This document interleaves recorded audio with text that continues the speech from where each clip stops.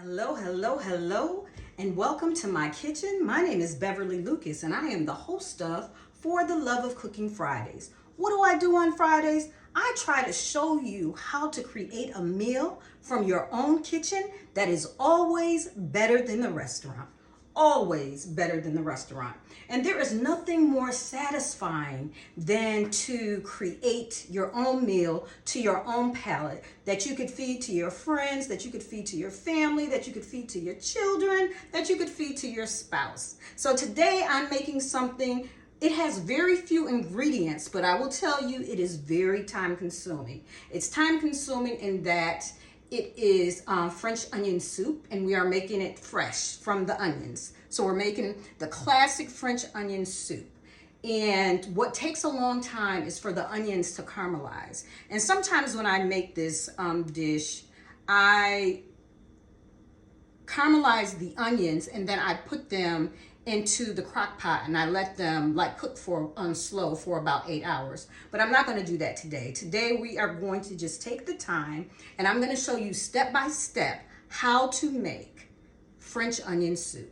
Well, the star of the dish, of course, are our onions. So I have about 4 medium onions, medium to large onions.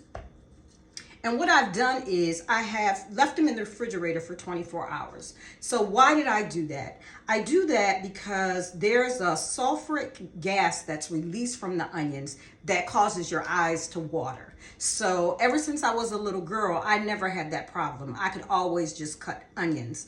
And I even had one of our neighbors would have me to come over just to chop up onions for her. And I know that sounds crazy, and I had to be like 10, 11 years old, but I still remember that story. And she still remembers that I used to cut onions for her some 40 years ago. So we have our onions. You can use any type of onions. I just use the regular white onions. You can use the sweet onions, you know, whatever is for your palate. Also, I have a quarter cup of some flour. I have a quarter cup of brown sugar. I have about a quarter cup of some sherry. If you don't want to use sherry, you can use some dry white wine, or you can just leave it out completely. I have about a stick of butter, not about, I have a stick of butter, and I have 3 cans of some beef broth. 3 cans, I think it's about 15 ounce cans, yes. And to that, I also have a beef bouillon cube that I'm gonna add, 2 cloves of garlic. I have some sprigs of my favorite thyme and my other favorite 2 bay leaves. Today I'm going to use provolone cheese for the top, for the crust, and I also have about a cup of water. So the first thing that I'm going to do is I'm going to slice my onions, and I'm going to take this butter, I'm going to put it in the pot, and I'm going to let the butter melt. Okay, so my onions are all chopped up. Here we have them. See, no tears, no tears. And I have my stick of butter that I'm going to put into the pot. And this is one of those ceramic pots, so the heat really stays within itself. So it's not like a non-stick pan. So I'm really gonna have to watch it. And I see here that I forgot 1 onion. So let's chop that up. I can show you how I do it. Keep the root on. That's supposed to help too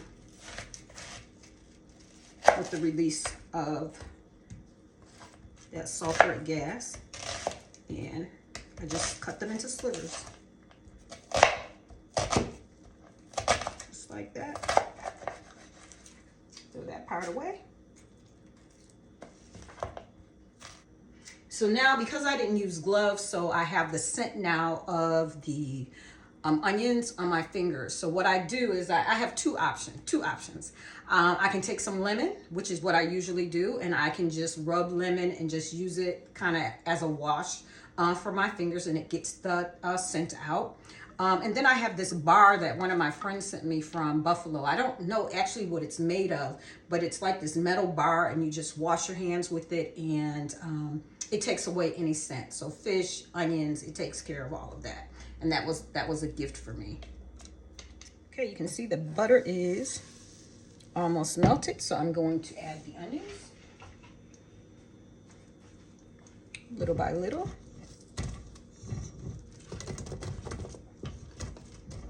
And I will break them apart once I get them all in here. I know it seems like a lot, but they will cook down. And as they cook down, they caramelize. And the longer that the onions cook, the more sweet they become. And some people don't realize that French onion soup is actually a sweet soup. Gotta make sure that all the onion is coated with the butter. And we're gonna let that cook down. And what I'm gonna do is I'm gonna stir it about every, I don't know, about every minute. And it's gonna take about 45 to 60 minutes for this to really cook down to the consistency that we need it to be. I would be remiss if I did not let you know that this recipe is included in my cookbook, For the Love of Cooking. It is on page 16 and 17. And here you see the same ingredients here, the onions, the bay leaf, and then this is the final product. And here is the recipe, the ingredients, and all the directions. And that's For the Love of Cooking, and it can be purchased at fortheloveofcooking.biz, or you can go to beverlySlucas.com and it'll take you right to the site to order the cookbook. Our onions are caramelized. And it looks and it smells so good. So what I'm going to do now is I'm going to add the garlic, because we always want to add that last. We need the flavor of the garlic, but we don't want the garlic to burn, and we don't want to overcook it. The aroma is unbelievable.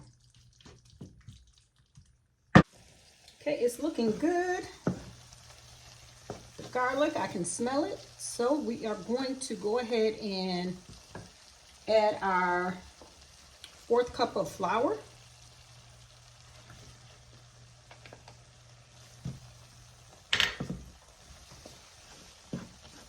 And we're gonna let that just cook just a little. It's gonna help give the soup a little consistency so it's not watery, but it has a little body to it.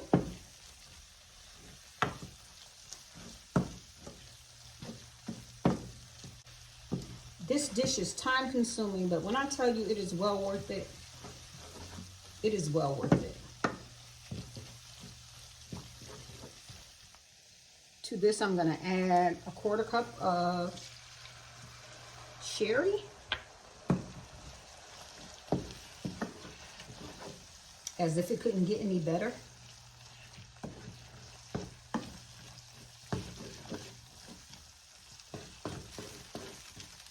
And now we're going to add all the other liquids. So I'm going to let this cook out, and then I'm going to have to transfer it to another pan. Sometimes when you see videos on YouTube or Facebook, they don't show you, you know, all the transferring of pans, or the pan was too small or the pan was too big, but I have no issue with that. Because it's real cooking in Beverly's Kitchen. I transferred the pan, and first I'm gonna add my cup of water.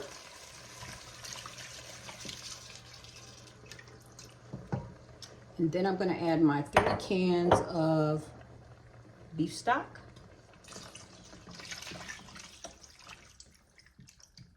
That's 1.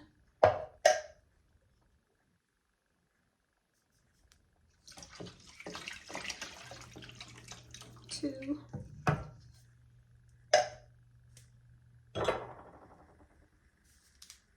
3. I know it seems like a lot, but it's gonna cook down some.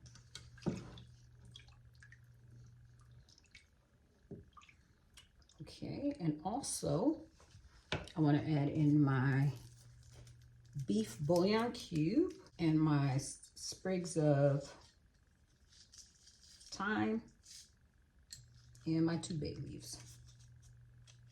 We'll keep them together.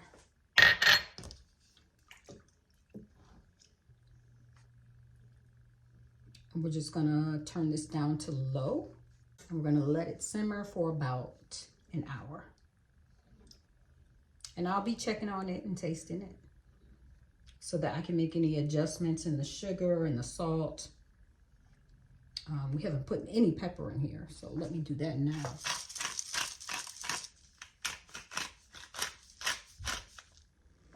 Okay, it's been about an hour, and everything has been simmering. I've been tasting it. It is absolutely delicious. So what we're gonna do now is, I have some bread that I have in the oven that I'm toasting. So what I didn't tell you is that I'm making this for my colleagues on tomorrow for lunch. So not only did I make this, I also made a Cobb salad with some grilled chicken. So as the French onion soup was cooking, I was making everything else. So everything else is done. It's in the refrigerator. That's the magic of videotaping. You don't have to videotape everything, but one day I will. I watch a lot of videos of individuals, famous chefs that cook, and everything just seems perfect. It is never that way. I don't care what they say. It's never that way. I think that videos are put together to what looks good, and sometimes it gives the perception of you don't make mistakes or there's not things that you need to change. So that's why I show you when the pot is too small, the pot is too big, I cooked it too long. You know, I make sure I share that with you so that you don't think that in your own home that everything has to be perfect. It's not perfect at the restaurant, and it's not perfect in your kitchen, and surely it's not perfect in Beverly's kitchen. But for today, this soup is done. The bread is in the oven, and we're gonna go on from there. Come along with me. So what I have here is some Texas toast, and what I'm going to do is I'm gonna put the cheese on top, and this is provolone cheese. I need to fold it under to fit the size of the bread.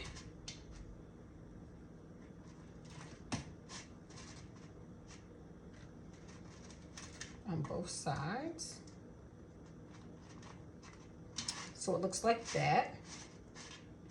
And I'm gonna stick this under the broiler. I'm not gonna put it on top of the soup because this is for tomorrow. So I don't want the bread to be soggy. So I'm gonna put this under the broiler. I'm gonna put it under. So normally, if I was making this and we were eating it, I'd put it in this. So I really don't know where I got this from, but I know I got it for my gumbo, which I also love to make. So what I'm going to do is I'm going to use it to spoon the French onion soup.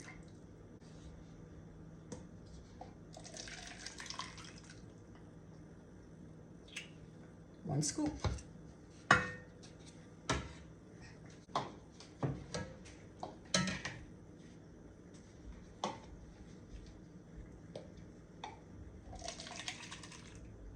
One scoop. Ooh, let me check on my, doing good. And then for my last scoop, a little bit more. And fill it all the way to the top. Oh, it's hot. So we got that there. Gonna make sure we fill them all the way to the top. And here, all the way to the top.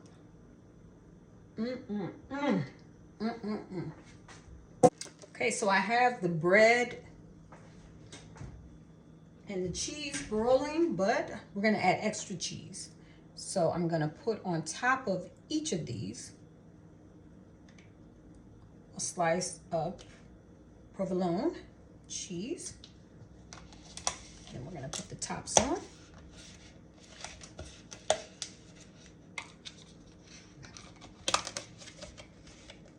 And then on top of this, I'm going to wrap separately the bread and the broiled cheese that can be on the top. So it's gonna be extra, extra, extra cheesy. So I've just taken the cheese out. It's the bread and the cheese. It's been under a low broil.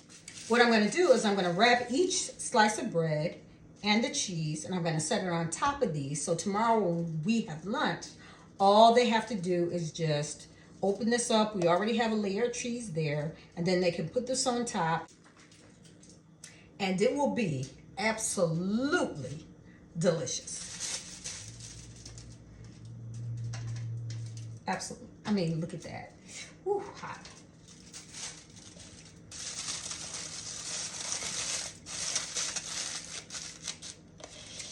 One.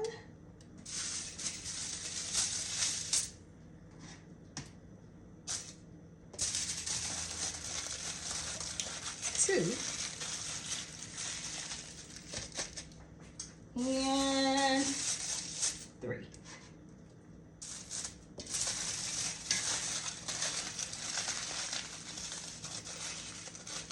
So that's how you can make French onion soup to travel.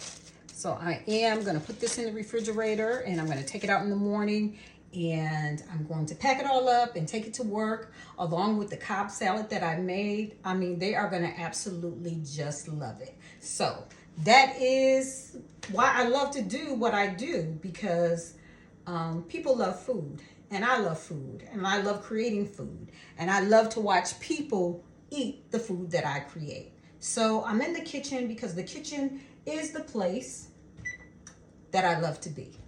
So I always recommend, mentor, advise anyone who comes to me with their goals and their dreams. I always ask with the question, what is it that you love to do? What feeds your passion? What would you do if you didn't get paid for it? For me, it would be in the kitchen. Well, it would be in the kitchen, but it would also be in the classroom. So I love being in the classroom. It would be on the college campus because I love being on the college campus. So yeah, there's a lot of things that I love to do. Yeah, there's a lot of things that I love to do. But the kitchen is the only place where I can sing, prance, and dance and be by myself to create something that is absolutely amazing. So there you have it.